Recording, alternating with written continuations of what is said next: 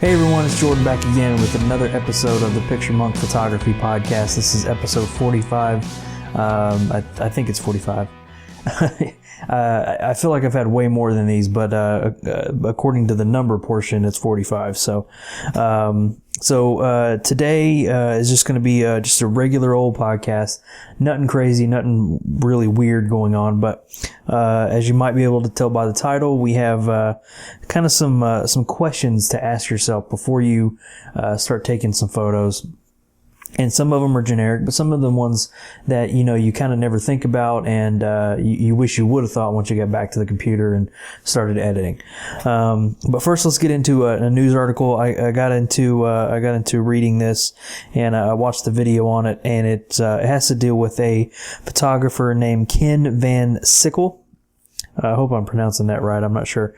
And it's part of an interview with him that was done by PBS NewsHour.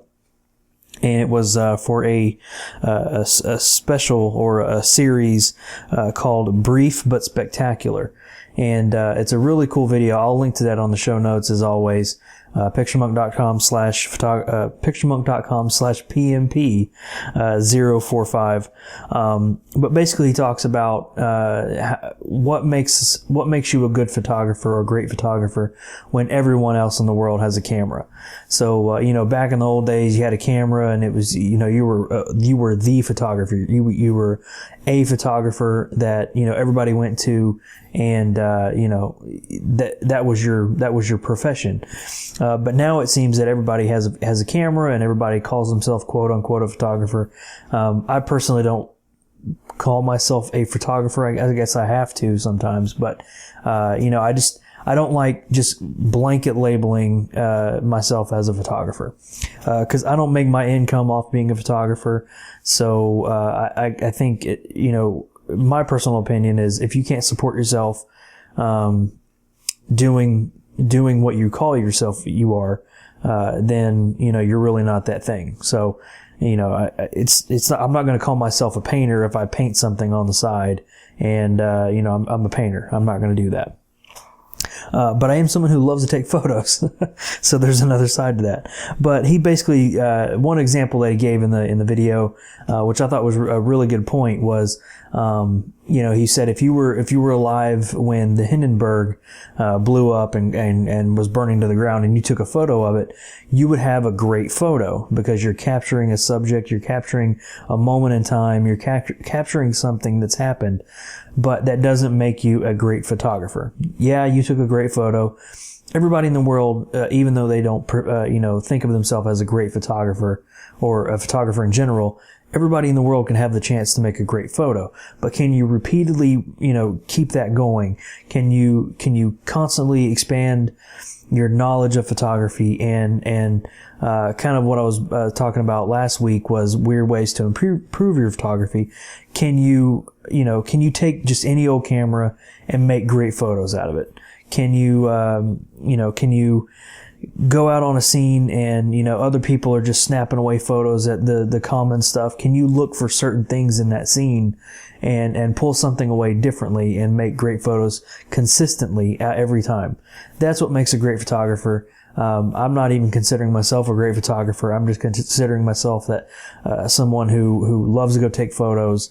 I get a couple keepers every once in a while, but I just love to take photos and I love to share knowledge and stuff that I've learned. So, if I had to put something on a business card that said professional photographer or photographer, I would do it because that's just the name that everybody goes by. So, go check out the video. It's a really good video. Again, it was by PBS NewsHour, and it's a short little video, but I'm sure you'll like it when you kind of think about photography and not just get your Canon, take a photo, boom, done, and you're that kind of thing. It's more of a philosophy sort of thing. So again, PictureMonk.com/PMP 045. You'll check that out there. And so let's get into the listener question of the week. As always, I kind of highlight, recently, I've been highlighting one listener, just kind of answering a question every week. And this one comes from, Rob Rivers. And he says, this past week I took my kids to an aquarium that had a section with the birds behind a fence. They had some bald eagles, but because there was a fence in the way, I couldn't get a clear photo. How can I get a clear photo? And also, how do you get clear images when taking photos through glass? All right, so let's go ahead and address the fence portion. It's a really easy technique. If you have a very long lens, which most of the time, if you're taking pictures at like aquariums or zoos or something like that, most of the times the animals are not going to be right in your face, so you want to have a longer lens. If you have a long lens and you zoom in all the way, or as much as possible, to still get the kind of composition that you want, and take your aperture down to the lowest it can go. The longest lens I have is a cheap Canon lens, and I think it's a 55 to 300 or something like that. I don't remember. But the lowest aperture it can go when zoomed out is I think 5.6. So that's the lowest I can go. But if you can get right up on the fence, just, put your lens on the fence. And with a combination of being zoomed out as far as you can go, you don't necessarily have to do that every time, but I found it kind of gets a better result. With a combination of your lens pushed right up to the fence, if you can, or as close as you can get, and then with your aperture all the way down, what it does is the fence is so out of focus because the aperture is so small, or the aperture is so wide, that the fence is just so out of focus that it just doesn't even show up. This happened, a couple years ago. There was actually a bird behind a fence, and I couldn't get close to the fence. I couldn't get so close. I was probably about 3 feet away from the fence. So I had to zoom in all the way and lean over to try to get my camera as close as I could, and bump my aperture to the smallest it can go. And when I say that smallest it can go, I mean the number, not the actual opening. So, go to 5.6 or to 4 or 2.8 if you have one of those lenses, and just kind of bump up against there. And you'll find that the fencing is completely out of focus. You might still see some, what might look like vignetting around the images depending on where your lens is. But that's something easily corrected in post-processing. So that takes care of the fence part. And it says, how do you get clear images when shooting through glass? Sort of the same thing. This part, the aperture doesn't really matter as much. You still want to try to keep it sort of low. But again, get right up against that glass, and you don't have to zoom in, but just put your camera right up to that glass and bump your aperture down a little bit, not too much, to the lowest, probably around f8, f6, somewhere around there. And you'll be able to get a clear-ish photo that way. You're not going to get extremely clear, especially if the glass is really dirty and got watermarks on it and stuff like that. That's not going to happen. But what you can do is the dehaze filter in Lightroom and Photoshop is great for taking away stuff like that. It's good at taking away the haze, hence dehaze filter. So the haze of the glass, it'll take that away really good. And then also doing an unsharpening mask in Photoshop will also help with that. So, Rob, hope that answers your question. Thanks for writing in, and maybe I'll answer some more questions, because I know I've looked through your emails, and I know you sent about 3 or 4, so I'll try to get to those when I can. So for this week's topic, I have some questions based on what you should do before taking a photo, and there's 9-ish questions in here to ask yourself. But a lot of these are like split-second, answers. So, for the first one, this is extremely important, is the lens cap off. That's actually just a stupid little joke. That wasn't one that I originally put in there, but that's happened to me a bunch of times. I'm pretty sure it's happened to everybody. Their lens cap is off or their camera is off. That's happened a lot to me. So that one's just a fun one, but this one is, what am I taking a picture of? What am I trying to convey? What story am I trying to tell with this photo? this doesn't really happen as much in, like landscape photography or wildlife. It happens more in wildlife than landscape. But if you're doing like nature photography, it's a little bit harder to answer this question. But if you're doing portraits or street photography, definitely, what kind of story am I trying to tell with these photos that I'm taking? You might want to just take a picture of some, let's say street photography. You're doing like you're walking around, you see an alley, a cool, dim looking alley, and you just take a photo of it. The subject is not really there. You're taking a picture of an alley, and there's some really cool post-processing on it, but there's nothing there. It's just an empty alley. But if you happen to see, some guy like emptying trash, or, homeless person, or I don't know, something back there, and then you put that as your main subject, but you're putting the surroundings of the alley, that tells an awesome story. That's going to be a really cool editorial photo, that kind of thing. So kind of think about what you're trying to take a picture of.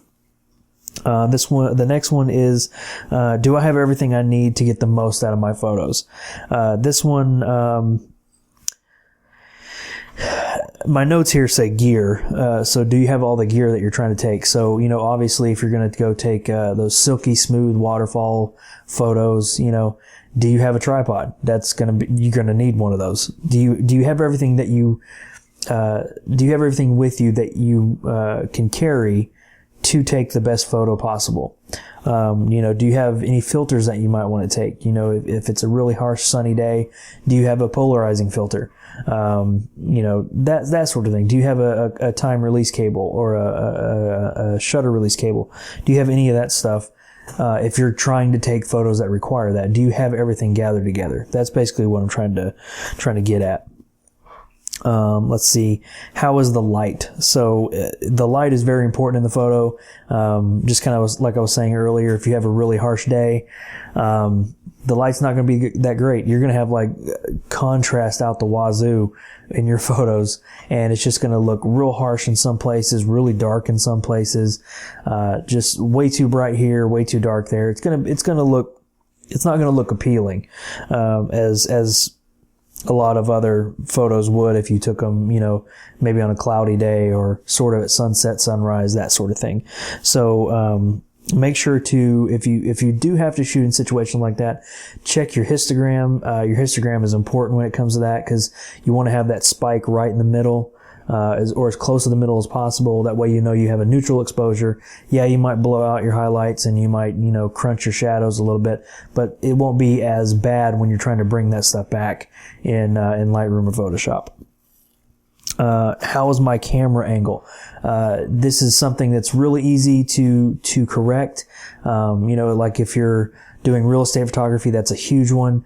You're doing real estate photography and you're, I think I said this in a couple podcasts ago, towards the end of last year.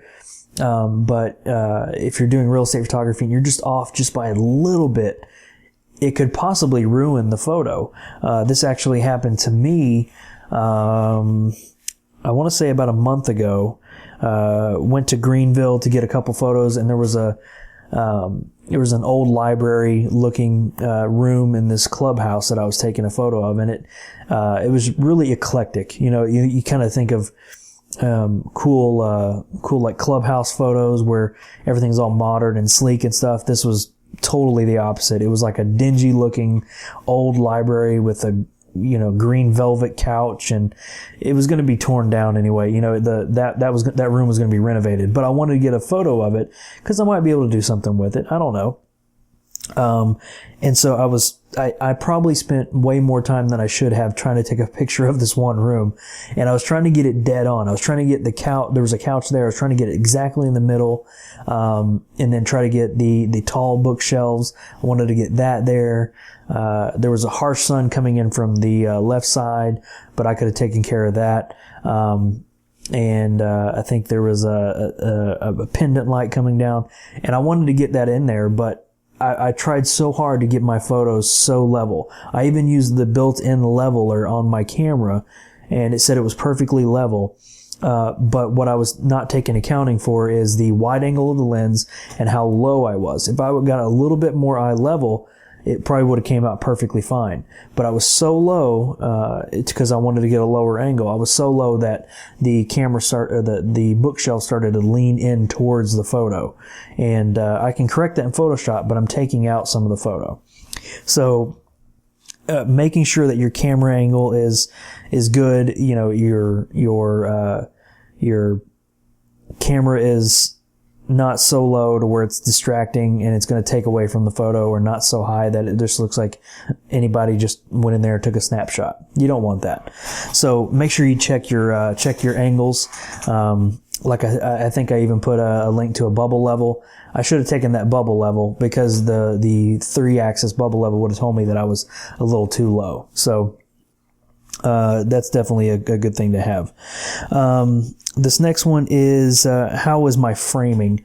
So you know, when you're kind of lining up your photo and you're trying to depend on how much zooming in you need, and you know, if you want to get a wide open landscape, if there's anything, for those who are watching the video right now, I can kind of demonstrate it a little bit. So if you haven't been watching these on YouTube, make sure you go to PictureMonk.com/YouTube and subscribe to the channel there, and you can actually watch the podcast there. But I'm going to demonstrate this a little bit, so sorry for the audio listeners. But let's say I'm taking a picture of me right now. If there's something over here in this side that's kind of creeping in to the photo, that you don't really want to, take care of in post-processing, you need to make sure that's not there, So a common one is, if you're taking a landscape, a common one would be like leaves or brush coming in from the side. That could be possibly distracting depending on what you want to convey in your image. So zooming in or moving in with your feet to try to cut that out, making sure that there's nothing distracting over here, making sure that if there is something over here, it's easily removable. You just want to make sure you're aware of the surroundings of the image, not just what's in the center, but all the way around your framing. Let's see. Do I need to adjust the alignment? That kind of goes along with the camera angle, but it kind of goes along with, if you're taking a picture of a building, if you're going to go straight on, that's great. Try to get it straight on and try to get it level. But depending on how much you move to the side, if you're trying to get a side angle, is the alignment too off compared to other things that are in the frame? So for example, if I'm, downtown taking pictures of, the buildings downtown, I could be taking a picture of a building right in the center, but then my building over here that's possibly over there is just skewed to crap because my focus is right in the center and that's lined up perfectly. So either I need to try to crop that out in camera or in post-processing, or try to fix that in post-processing. That can easily be remedied with the height of your camera or the movement of you trying to take that in and move and warp the image. The next one is, how can I highlight the subject? This is kind of one that involves a little bit of creative freedom. Do you add flash to the image? If you don't have a flash, maybe you have a reflector. How can you highlight that? Just looking through my notes here. Do you want to do a depth of field, a smaller depth of field? So, do you want your subject to be completely sharp and everything just blown out? Do you want that? Or do you want to try to, show the subject, but also show a tiny bit of the background to give context?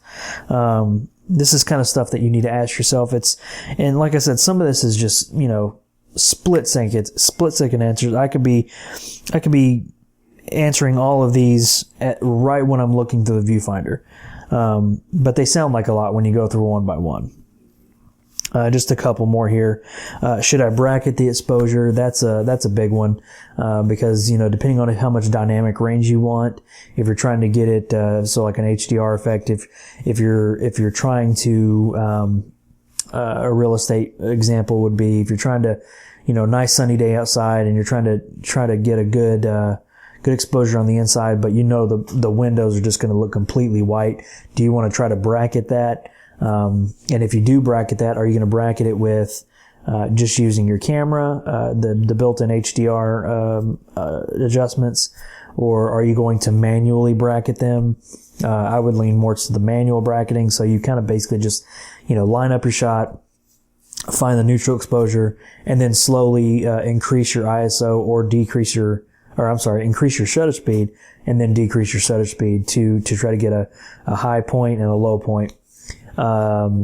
If you do that, then you have to take into account your ISO, because if you run it through a program like Photomatics, you need a lower ISO because it's going to be grainy as, all get out when you run it through the program. But if you're doing manual bracketing, you can kind of have a little more leniency with the ISO. So that's just something to think about. And the last question is, how will this image be used? Will I be printing it?